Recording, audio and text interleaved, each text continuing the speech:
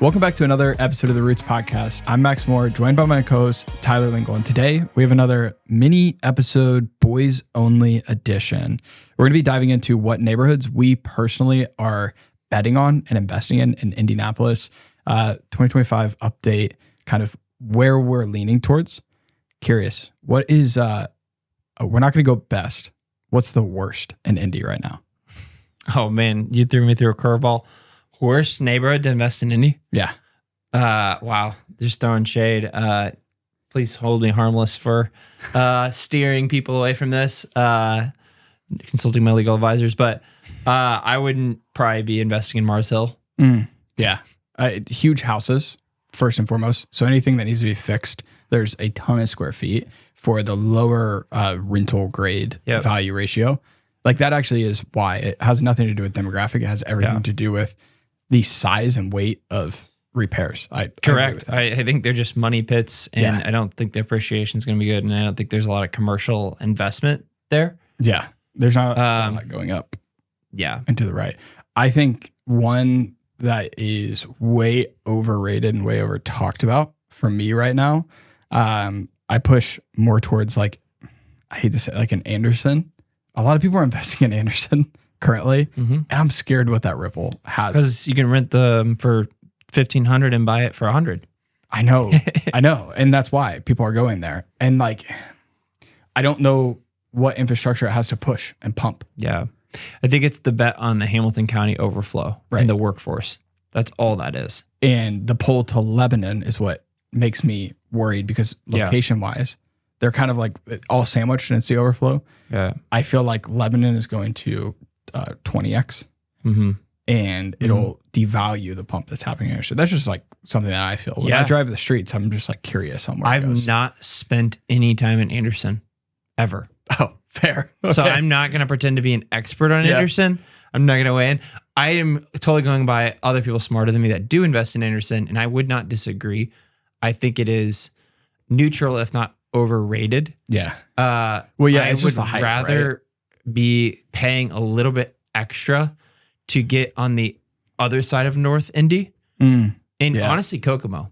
I would legitimately rather be paying. Kokomo is more in the line of development, in my opinion, than Anderson. Yes. The line of development is not going towards Anderson. It's going straight north and west to Lebanon.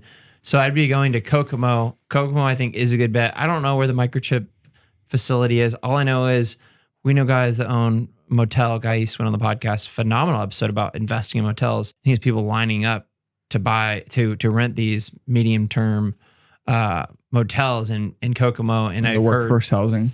I've heard that there's just not enough housing there from people who live there. Right. They're saying it's very competitive to buy a home in Kokomo, which is what? When in my life have people even been talking about this small town about an hour north of Indy? Not really ever. Okay, let's just say we have a house hacker pre-approved 300 to 400. Let's say that they have a good job, right? Maybe they're a medical resident. They're going to do physician's loan maybe, and they're pre-approved right up there. They can do a duplex. They want to do a duplex. They want to get a nice duplex. This is an avatar that you'll see often. Maybe the person listening is one of these people. Yeah. Where should they be looking? I'm trying to get on this isn't Canadian King, but the outskirts of Canadian King. Monon Yard? Is that what that is? Monon Yard. So near, I don't even know if it's technically Monon Yard, but near Provider Coffee, near the new Polk Stables Co-Hatch location. I think that pocket is it's just, you have overflow from here. Right, and you have a commercially zoned corridor, one of the largest in Indy on 16th Street. Yep. That honestly has not really developed as to what it could be. Right. You have Polk Stables and a co-working space. So you have the three stools of work, live, play. We have work coming in harder now than ever before. I think the Lessonly building used to be there. I'm not sure if they're still there, but you have the work budding. Kind of have the play. There's a Greeks Pizza there and some other places. Some of them have not even stayed in business, but you kind of have that. And you're having the live come out. Yeah. But it's just it's the people that are venturing into there. It's not lines of people lining up to live there yet. Yeah. Yet. Keyword. It will be. And I think that 300 becomes 400 very quickly in that area, which is the challenge. But to me, that's a safe place that I could sleep at night in a duplex. I'll punt it back to you. Where's the better place that I'm not seeing? That was on my short list of areas to bring up. I am always a fanatic diehard for Broadripple. Yeah. And we'd had a long conversation with Nate Spangle about how the commercial strip is struggling. Yes, Broadripple Ave is struggling commercially, crime-wise, but residentially it is not. Yeah. And that is a cycle that I think that commercial real estate is going to bounce back. And more businesses still want to be there. It's just like, it's been hard ever since COVID for them to hit the amount in the lease. And like those commercial real estate owners have a lot of debt and have to get that paid. And so it's just like the lease debt mismatch. Well, the hope is like rates drop, right? And they can refinance. Yeah. So like there's a bottleneck right now in that. And we're going deep into stuff I don't even know too much about, but I'm just like we're speculating. Just making assumptions. But I mean, that's what I'm seeing when I see empty storefronts on prime real estate. I'm like, okay, I think the business just couldn't afford the lease. Yeah, absolutely. And that's what's happening. And then when you have gunshots go off one night and their sales drop 20%, it's just difficult. So that's temporary, I think. But back to the question you asked, which is residentially, right? I mean, Broadripple is an appreciation machine. Yeah. It appreciates probably 5% annually a year right now. And we're not in the most heyday of markets. Like if I looked back 5 years, it's total annual appreciation it's almost 10% a year, but there were some years that are obviously some outliers there, but it's probably appreciating double than, a near East Side property. And that's why I'm trying to invest more in Broadripple. So if someone can lock down a mortgage and a monthly payment fixed in Broadripple and make that math make sense month to month, which that is a challenge. Yeah. Those duplexes are not cheap. We're talking 400 plus most of the time, unless it's something beat up and terrible. That's a win. Yeah, I think so. And I think I know a lot of people who have gone that route and have been able to build from there. I mean, Nate's episode, it was just like snuck in there halfway through, right? Because we're talking about Indy, and then, all of a sudden talking about house hacking and Broadripple and his story with that. Okay. I am an investor who is looking to acquire a single family as a long-term rental, but I cannot spend logically over 200. Where are you sending me?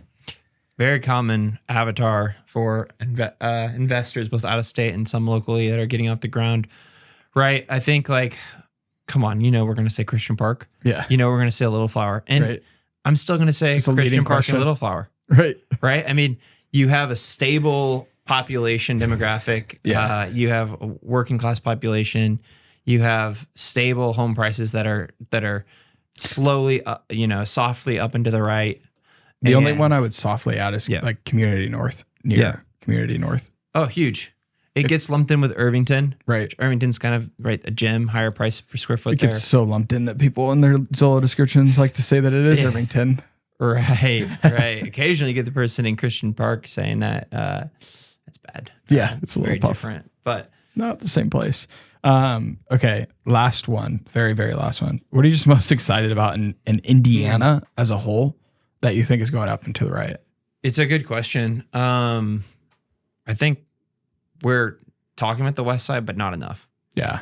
I think State Road 39, so from Lebanon down through Danville, through to Plainfield and airport and the logistics with 3 major interstates.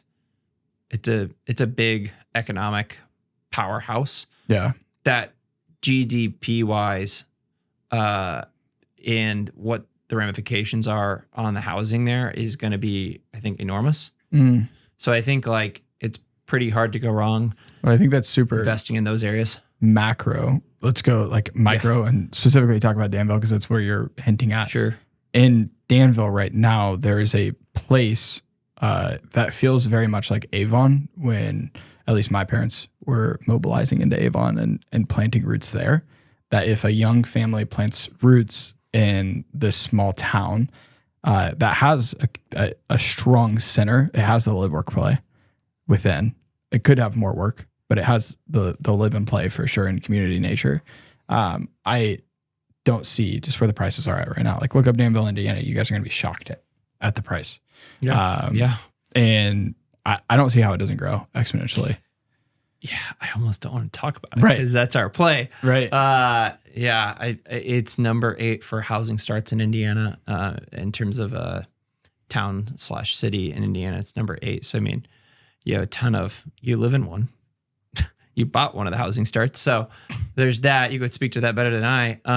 But I think that, I'm not sure when this episode will release, but my dad and I, our LLC is under contract to buy a building and convert it to a restaurant in Danville. That is definitely strategic. That is also like just family being present there and ties there. Yeah. But that is for sure strategic. And like, we just think they're going to need more quality places to eat and dine. Right. And I think, it has all the right things. And with Lebanon, 20, 30 minutes to the north, a pretty easy drive there. I mean, that's meaningful. Drive. Very easy drive. And people have even mentioned to me the new casino in Terre Haute relating to Danville. I thought that was a stretch. That is a stretch. People are confusing that with like Danville, Illinois, and the casino in Danville, Illinois. Someone brought that up to me, and I'm like, that is a bit of a. They told me you should fund a shuttle. They said that to me as an idea. I was like, that may be the worst business idea. Was it my dad? Did my dad call you? Because I mean, he could be the driver of the shuttle. Right. The other thing I will mention at a high level, since we're just talking about chopping it up on Indy places to watch. I just met with someone that is a resident of Westfield who said they went to the economic development meeting of Westfield, and they have developments along the Monon in North Westfield, and what they're doing with downtown Westfield, which I say downtown because right now it's hardly a downtown. It has a couple of restaurants and like doesn't even remotely what not they're that familiar, planning there. It's much different than it used to be. It's growing. Oh, I mean, Westfield is, I believe, number 8 in terms of fastest growing communities in the nation. Oh, wow. And so they're planning a water park, huge residential development. What? Is it too late? No, it's not too late for Westfield. The top end of Westfield it's the next Carmel, right? It's not even close to Carmel. And so it's the next Carmel, and it's the Carmel overflow for young people that can't afford Carmel. Right. And it won't stop.